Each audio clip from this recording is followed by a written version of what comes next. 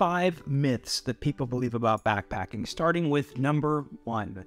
Backpacking is dangerous. Is backpacking dangerous? No, not really. There are inherent dangers, just as there are in any activity.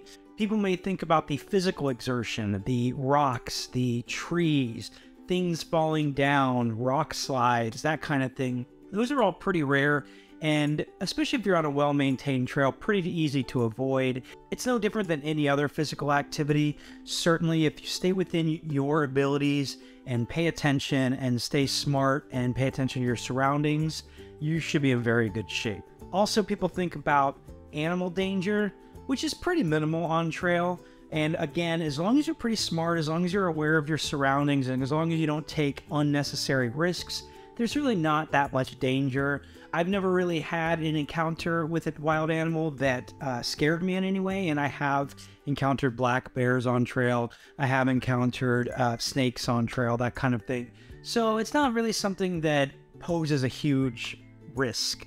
The other thing people think about is human danger. A lot of people suggest taking a gun or a knife out on trail, but I personally find certainly you can do that if it makes you feel safer. For me personally, I feel like if I've hiked 3 or 4 or 5, 6 miles into the backcountry, my chances of running across a lunatic are probably a lot less than if I'm walking to the corner store. I find most people in the outdoors very friendly, actually more so than scary. So for me, it's actually a place to find safety, if anything. The number 2 myth people think about backpacking is that you have to be an expert. Listen, when I started this channel, I didn't know anything about backpacking. I really didn't. In fact, some might argue that I still don't. Hiking, backpacking, they're really about just having fun. It's just a physical activity. You can literally just put one foot in front of the other, walk as far as you can, and then end. You know, come back to your car or whatever. So certainly you can plan bigger trips, you can be more ambitious, but at the end of the day, the way that you learn it is by doing it. So take some smaller trips, use all trails, find, guidebooks that show off your area. Make it very simple on yourself. You most certainly do not have to be an expert to even spend a week in the backcountry. A lot of people do through hikes of the Pacific Crest Trail and the Appalachian Trail without any previous training or real hiking experience. So it can most certainly be done and is with regularity. The number 3 myth people believe is that you need expensive gear. You absolutely do not need expensive gear to hike, and you don't need expensive gear to backpack. Now, some of you who follow my channel know that I'm an ultralight backpacker. I have certainly put some money into my backpacking, but really I haven't spent all that much money in the last 3 to 4 years as I've sort of dialed in my gear. Even if you don't want to put in a bigger upfront investment, there's no reason that you can't go backpacking. A lot of people can just put on their tennis shoes. They can go in clothing that they already own. You can take a relatively inexpensive backpack and turn it into a backpacking trip.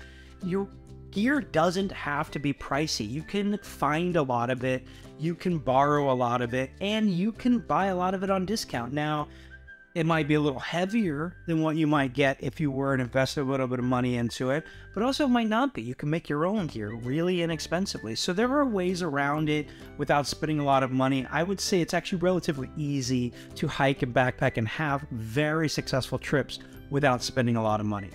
The number 4 myth that people believe about backpacking is that you have to rough it. Look, can you go out with an 1/8-inch foam pad and pitch a tent on a rocky area and have a really miserable time and eat cold food and just not have a great time? Sure, you most certainly don't have to do that. Even at an ultralight weight, I hike and camp pretty successfully without feeling like I'm giving up a lot of creature comforts. And certainly you can gear trips around more comfortable situations, but also I remember I have a friend who actually thru hiked the PCT last year.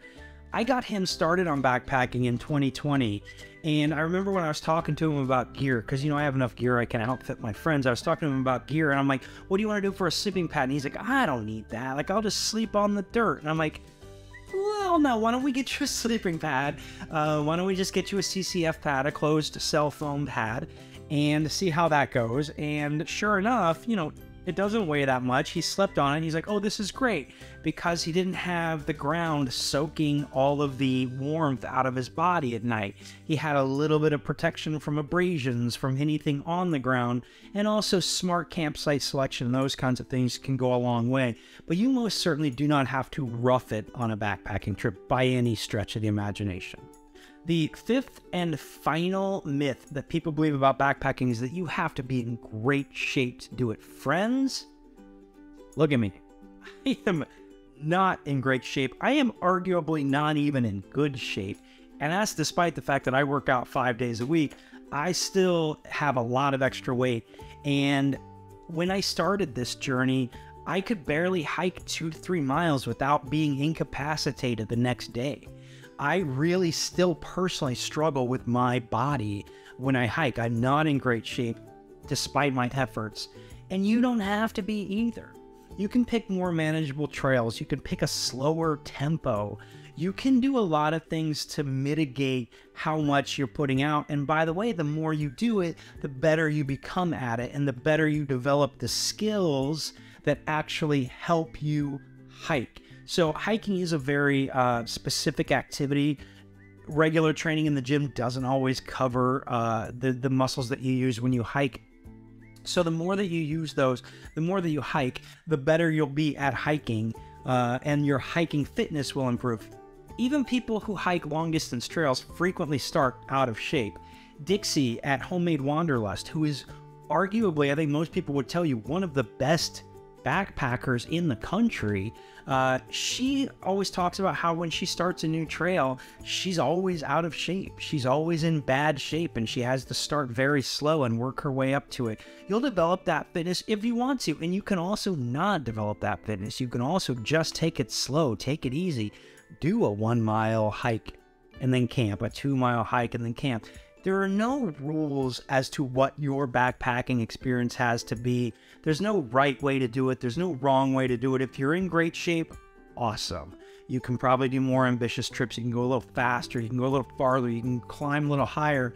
But I'm living proof that even if you're in bad shape, you can do some pretty awesome trips. And you might feel it for a couple of days afterward, but it's still accessible to you. This is a very accessible hobby. I encourage you to get out there, plan a trip that matches your abilities, maybe something on the small side, 1 mile, 2 miles, 3 miles, and then camp overnight. Listen, you'll increase your fitness. You'll feel safer. You'll become more of an expert. You'll find ways to dial in your gear, but you won't do any of that until you get out on trail. So let me encourage you now to just get out there, try backpacking, have a great time, and while you're at it, click subscribe. Let's do this again sometime.